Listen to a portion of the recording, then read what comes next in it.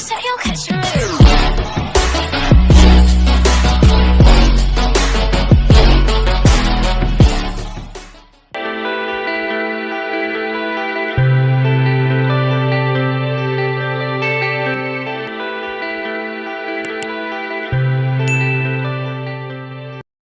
नमस्कार।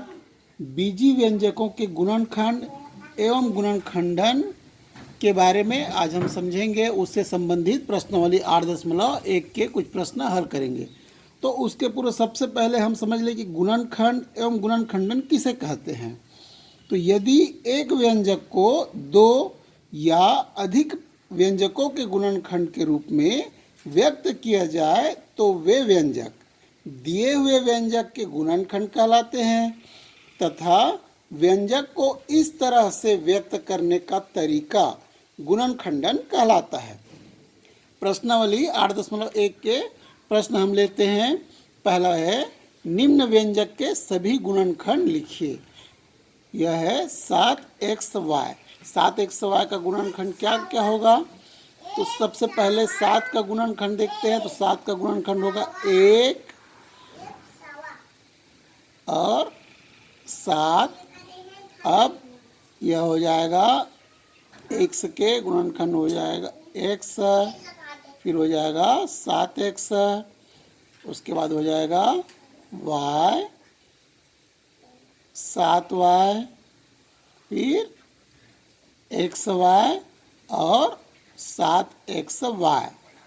इस प्रकार से 7xy के 1, 7x, 7x, y, 7y, xy और 7xy गुणनखंड बनेंगे। अब दूसरा प्रश्न लेते हैं। निम्न व्यंजक के सभी संभावित गुणनखंड लिखकर महत्तम समापवर्तक ज्ञात कीजिए। 6a वर्ग और दूसरा 8ab। तो सबसे पहले 6a वर्ग के कौन कौन सा गुणनखंड होगा, इसको पहले लिखेंगे। तो 6a वर्ग का गुणनखंड पहले 6 का देखते हैं। तो 1,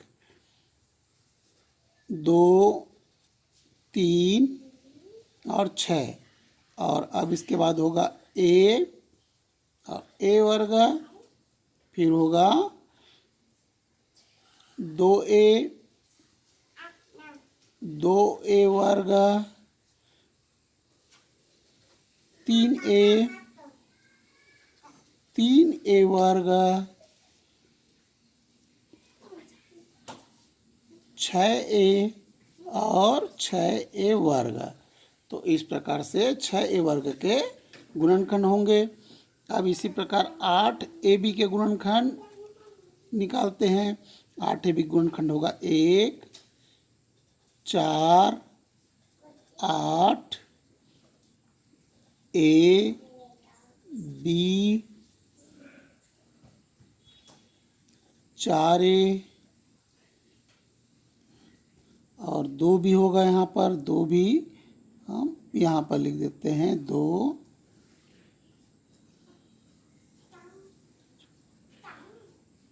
और ये हो जाएगा 4b, 2a, 2b और होगा 2a, 2b और होगा यह ab, 2ab,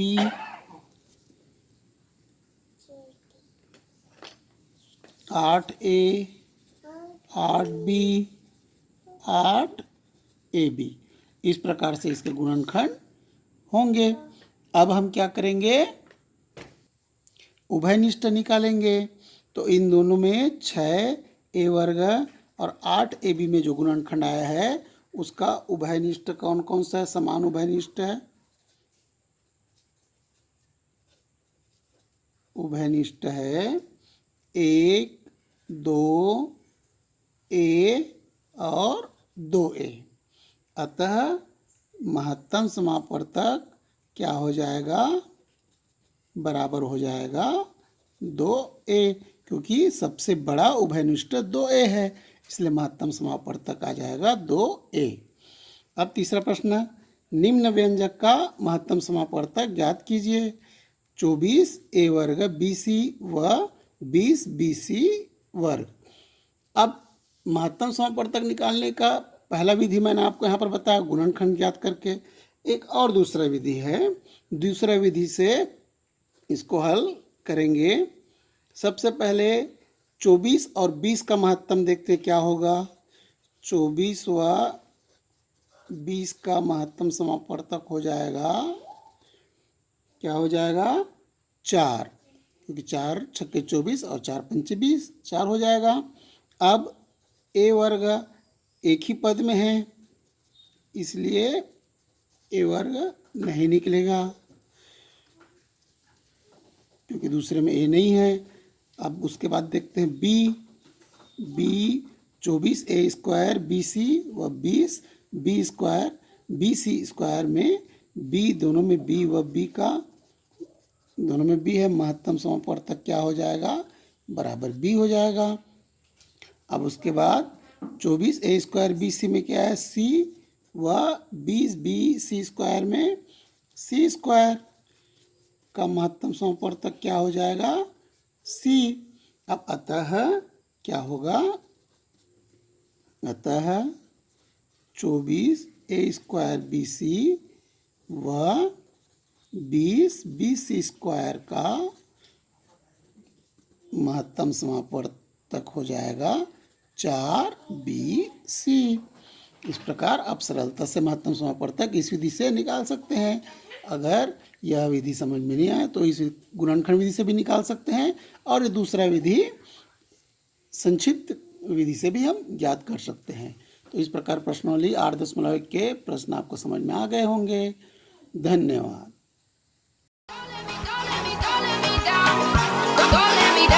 Don't let me down.